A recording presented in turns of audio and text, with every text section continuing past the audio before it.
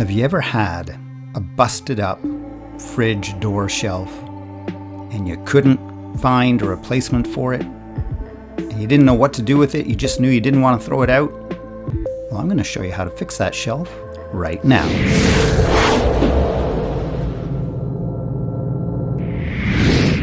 So everybody's familiar with reduce, reuse, and recycle, but repair is another way that we can pursue sustainable living. So to fix this shelf, we're just going to need a little bit of super glue, a plastic lid from a disposable food container, some tin snips,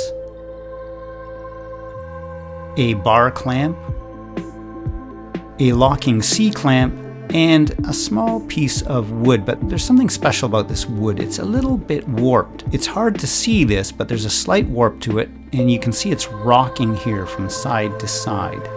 Well, we don't want that side down.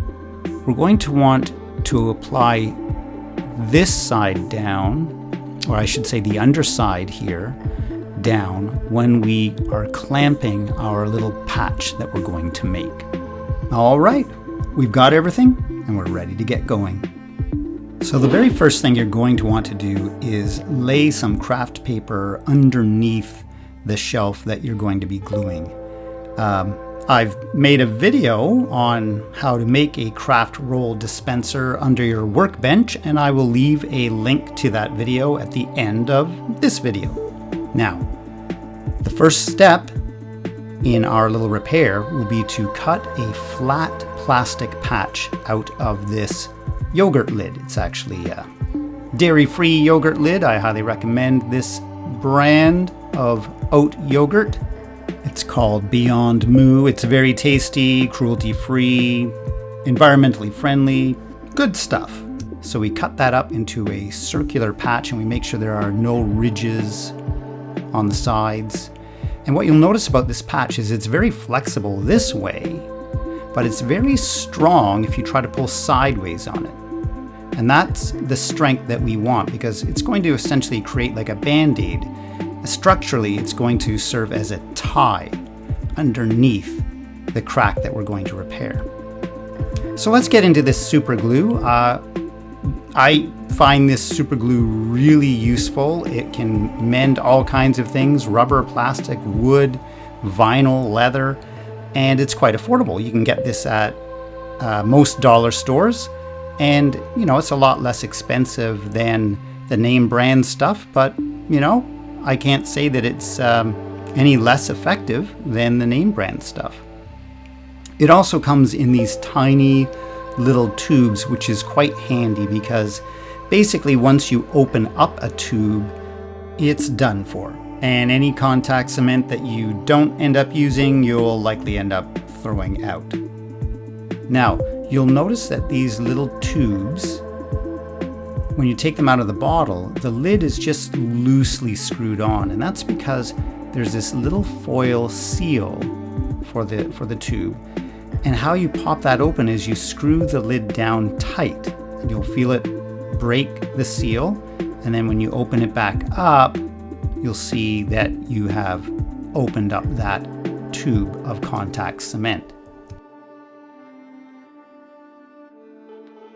Now we just need to make sure that we pop open the crack that we're going to be gluing so the glue can get inside the crack. Now, you do have to work very quickly, but of course also very carefully when working with contact cement.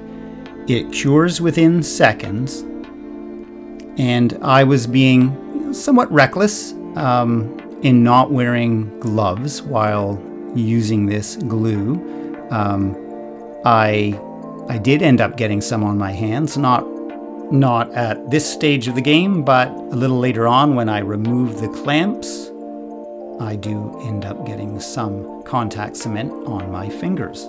Now we're just going to snap that crack closed, and we're going to get ready to clamp everything together. The first clamp we're going to use is our bar clamp on the sides. And then once we have that secured, we're going to attempt, somewhat awkwardly, to flip this over, keeping it clamped together. And then we're going to glue up and apply our plastic patch. So first I'm applying the leftover contact cement from my first tube here. I ran out, so I quickly had to open up another tube, break the seal, and then apply enough contact cement over the area where I'm going to apply my plastic patch. And of course, all this time, the other contact cement is curing, so we need to work very quickly. So we seal this bottle up and we apply our plastic patch. And I'm going to just spin this around, trying to essentially spread the contact cement over the entire patch. Now that that is in place, it's time to clamp that patch down. So we're going to place our block of wood right over the patch. And I'll just remind you that we want the bow facing up so that there's a little space right in the middle of that piece of wood, right above our patch. Then when we clamp this down, we essentially have even pressure over the entire patch. Now I'm just going to give this about an hour or so to cure, and then we'll check back in on it. All right, so it's time to open up our clamp and see how everything has set.